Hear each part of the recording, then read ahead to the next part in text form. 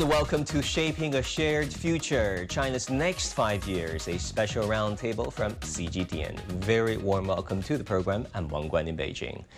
Now, China has been wrapping up its 14th five-year plan, a period that has seen some progress in technology, a strong push toward ring development, and steady advances in high-quality growth.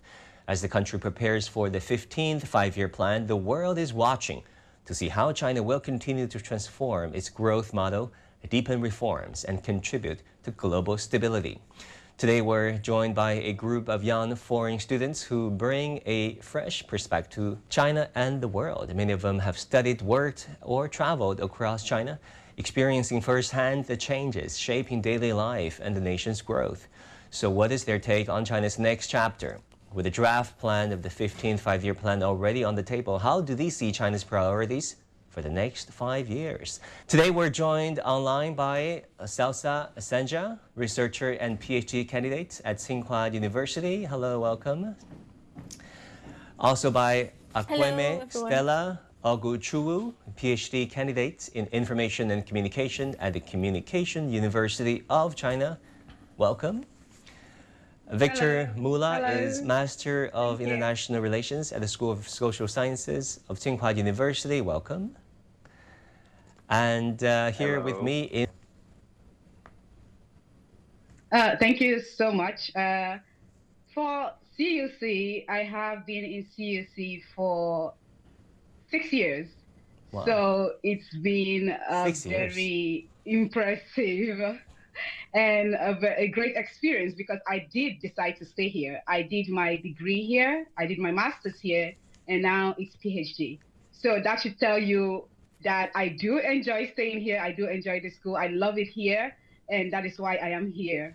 And for the campus life, CUC is very inclusive, it's very comfortable, and it's very equipped.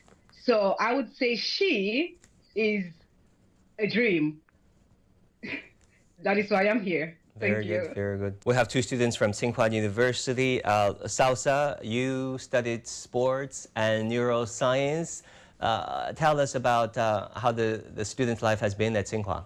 It's been so great. So anyway, I also did my master here in China, here in Beijing. So this is, I don't know, like maybe 5 years here in China. So that's why I do another degree here in China, in Beijing especially, because right now, like educations in China, it's a very, very interesting, you know, like, and I did both my master in Chinese, both my master and PhD in Chinese. Campus life it's a lot of Olympic athletes in here also. I know can, the best swimmers. We have you know, the 2012 breaststroke champion who broke the world record, and that record still holds. Was your alum, right? Tsinghua. So yeah, Tsinghua, it's great for especially also for sport and neuroscience and the labs. Wow. Talking about sport, we have a student representative from the kingdom of sport, the kingdom of football. Victor, let me turn to you. How would you characterize your China life so far? What words would you use to characterize, summarize your China and student life? Well, I've been in China for almost 10 years now. So before, I had a vast experience in China before coming to study. So I think the biggest difference is there is a huge difference on inside campus life and outside campus life. They're different. I don't think there's better or worse, but as Salsa mentioned, Tsinghua campus is just a city, is a world in its own. You have everything that you need inside. Sometimes I go days on end without leaving campus because daily life is just inside campus, and this is really recurrent here. But I do try to tell my other classmates that like you should go out and enjoy life at the society at large as well, because sometimes you can forget it, being all involved in your studies and your work, and like we should also go out. But so far so good. I mean, people ask me, being 10 years in China, and then they ask me, do you like it? I was like, I don't think you ever stay 10 years in a place if you don't like it. You can, if you don't like it, you can stay like a couple of years for a master's work or something. But 10 years, definitely too much if you don't like it. Very good. You know, there has been this, just like football, Argentina and Brazil had this rivalry going back decades, Pele versus Maradona. And in China, academically, there has been this rivalry between Beida and Tsinghua. And let me ask you, David, you're from Beida, right? Yeah, I'm doing my PhD in Peking University right now. But your China story updated way back since 17 when you first studied Chinese. What made you get interested in China and the Chinese culture in the first place? Why did I get interested in Chinese culture? I think it's a really, really difficult question for me. Because if you like something, you don't have to have a reason for that. I just like Chinese. When I was in my city and I just on my way from my primary school home, I just thought, why don't you learn Chinese? And that was so random. There must be a trigger, like a book that you came across, or a piece of music, or dance, or the Chinese calligraphy. What was it? I would say that just was Chinese characters. You know, Chinese characters are so fascinating. So if you compare Chinese letters, Chinese characters with letters from other countries, there was something magical in it, and you cannot help but wonder, what is it? What's it behind that? And when I started to learn Chinese culture, I just was fascinated by deepness. And I got to China in 2011 and stayed here since then. Many of you, actually, all of you speak very good Chinese, fluent Chinese, which is always amazing to see as a native speaker. It's always inspiring to see someone learning our language as well as we do. Do you think that makes a difference? I mean, being able to read and write and speak Chinese, having Chinese friends and getting information from the Chinese language sources, reading Chinese classics, you think that makes a difference when you compare that against some friends from the West who's never been to China but who are commenting on China and imagining China from a stereotypical point of view? Absolutely, because cultural shock is a big thing. For me, before I came to China, I could already speak Chinese. So my cultural shock would not be compared to someone who doesn't speak any Mandarin, who hasn't come in contact with China or the Chinese people before stepping into China. So yeah, speaking Mandarin or being exposed to the culture before coming actually is a big step. It helps a lot when it comes to the relationship and exchange of information. Victor, on the a broader side of things, China has been on this path towards modernization. As a foreign student studying international relations and social sciences, how do you look at China's progress along the way toward modernization? What China did, I think no country ever in human history has ever done what China did in the speed that it was done. China managed to lift 800 million people out of poverty in just 50 years. Now we're just talking since the 70s. And this is an astonishing achievement. How it was done, I am not an economist, but the opening up of China was done in a way that suited Chinese reality.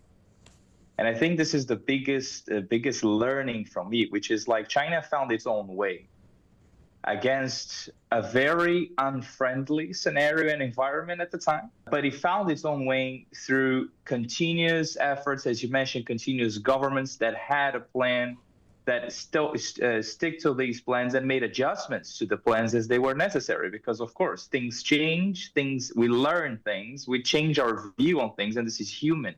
But China found its own way, and I would like to see in the future, I don't think the Chinese model should be used in other countries. What has to be learned is that each country should be looking for the model that suits its own realities. This is the real lesson to learn from China's economic development.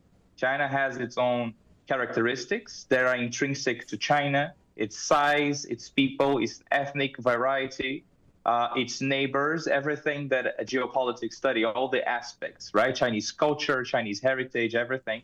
Every country has their own to a smaller, greater degree.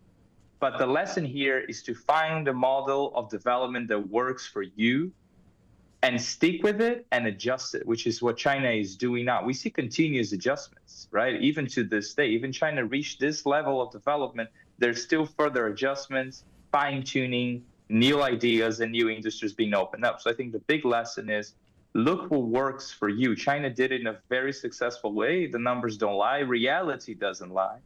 And I think this is the biggest lesson to be drawn from. David, Victor just made a very important point in that some societies and cultures think there can be a universality of a certain political model that can be applied to all of humanity, where China does not necessarily think that is the case, at least not the current leadership, but the leadership argues that each country should have their own models adapting to changing circumstances. What are the aspects of the Chinese political model, a model of governance, that impress you the most? Can I take these questions from 2 points of views? First of all, I want to mention that the advantage of studying Chinese politics in China is just because, you know, Chinese professors, they also teach Western politics. But when Chinese professors teaching Chinese the Western politics, they also compare it along with Chinese traditional ideas. So I actually studied politics in the universities in the United States, and they were only speaking about, and they were only familiar with Western political thoughts. American-centric. And when you study politics in Chinese universities, you also are going to have such advantage to compare to political thoughts. And what I want to say from my perspective, there are more universal things in the world than we think. For instance, I'll give you a simple example. Just right now, we were speaking about science, and when we speak about natural science, of course, we gonna have some universal ideas. We cannot say that mathematics is different in the United States or in China, or Russian mathematics is different from Japanese mathematics. But when we speak about politics, we could see many possibilities. And I want to just mention that a great philosopher in the West, Aristotle, he separated two knowledges of theories. The first one would be theoretical knowledge, and the second one would be practice wisdom. And when we speak about politics, we are actually speaking about practice wisdom. So why did Greece had developed a really good kind of political model? It's just because in the past, Greece had many small city-states, and each city-state was really small, and it had really different regimes. And when they traveled across many countries, they just noticed that in many places there are different regimes. So they were started thinking about possibilities of kind of political regimes. Okay, so what we see right now. Actually, I wouldn't separate modernization only in dichotomy, like either or, like non-Western countries modernization or Western countries modernization. If we look carefully at Western experience, if you just compare the UK, for instance, and the USA, we actually have really different regimes there. UK is monarchy, and in the US we have its president. And if you compare American president with French president, you could see that how their power is organized in different ways. So what I want to say that even in the West, each country is based in your own tradition. So finally, what I want to say, that Chinese political experience is also based in its own tradition, and there is nothing bad, but there is almost a lot of good things, positive moments about that. And only after understanding that, we can speak about Chinese modernization. So to summarize what I want to say, while we speaking about differences of modernization, we are not going to go to social relativism.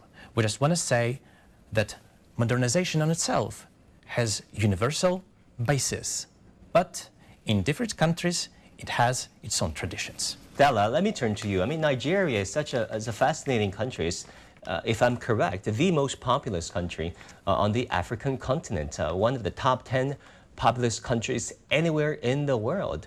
And Nigeria, along with our African brothers, of course, are also striving for their path towards modernization, better roads and bridges and infrastructure, and public facilities. How do you look at China's development model? What aspect of it fascinates you the most? Yes, you are correct. Nigeria is very populated, is among the fast-growing population in the world. And just like everybody has said, when it comes to development, I feel like it's different for everybody.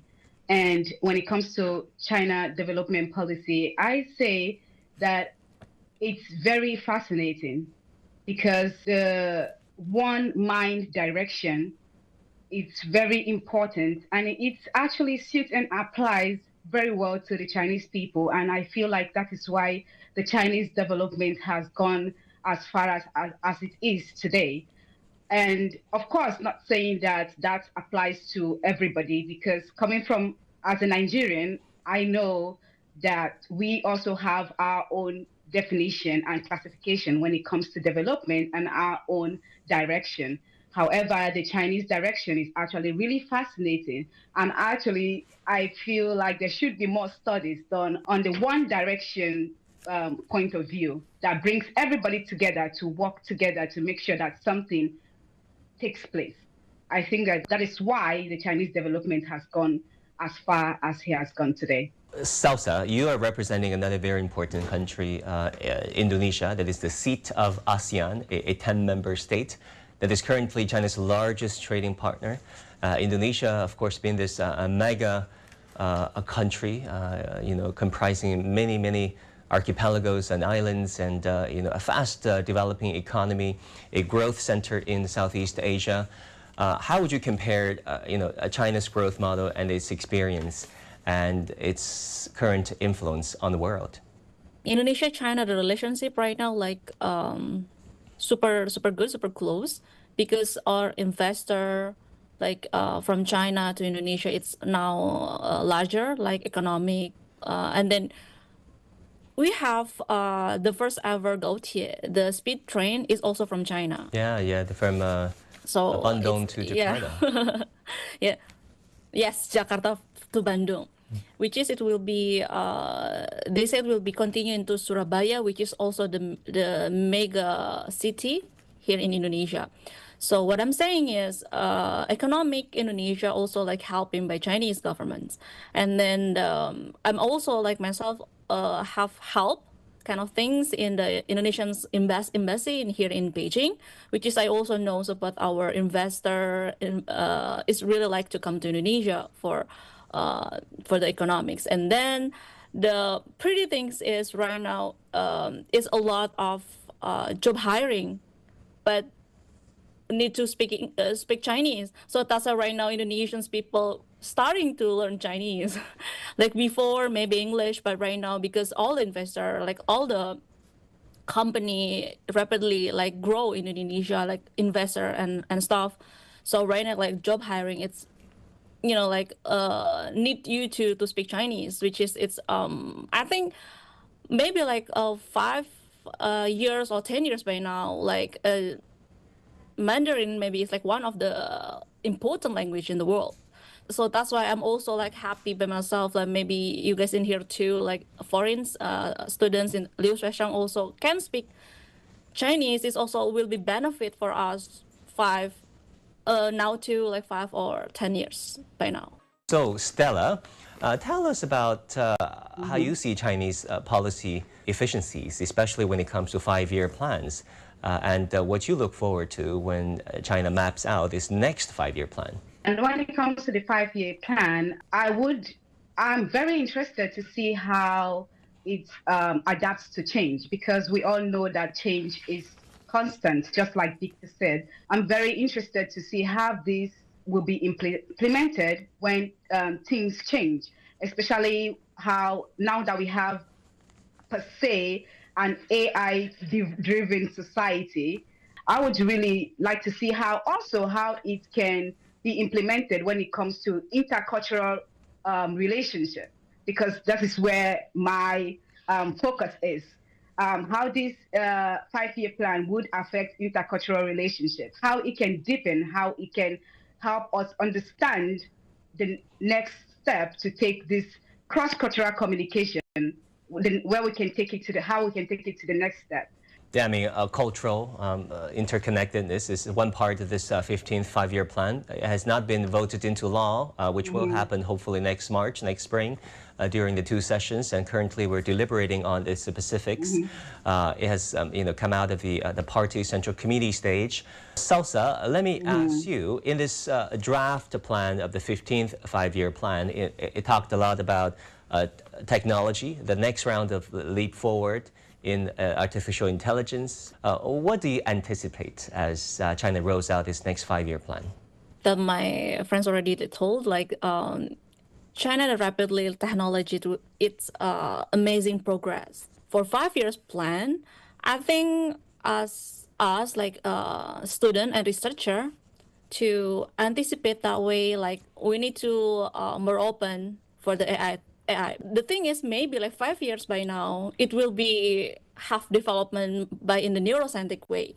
Like my professor say that we need to open for the technology, not only for the traditional things, because in the labs, what I'm saying is like we still do it traditional, like we do because if fail, we need to recover again from the first method. Maybe the next 5 years we need to be ready if like it will be helpful for us scientists in the labs. Yeah, certainly there's a lot of hallucination when it comes to AI, artificial intelligence. There's worry about AGI spreading technology beyond human control, the militarization of AI-controlled and mastered weaponry.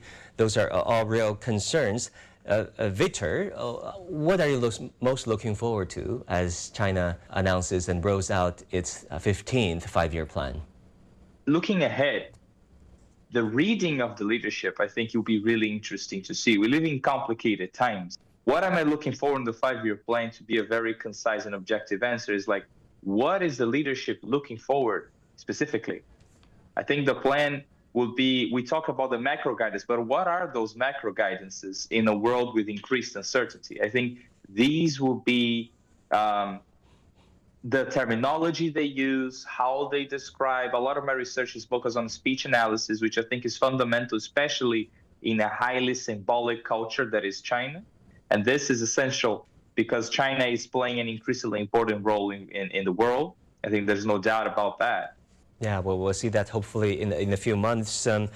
David, how would you envision what China would be in the next 5 years? What now I'm concerned about the future Chinese plan, how Chinese government in terms of policies would support people stayed here for many times, for many years, people who understand China, people who like China.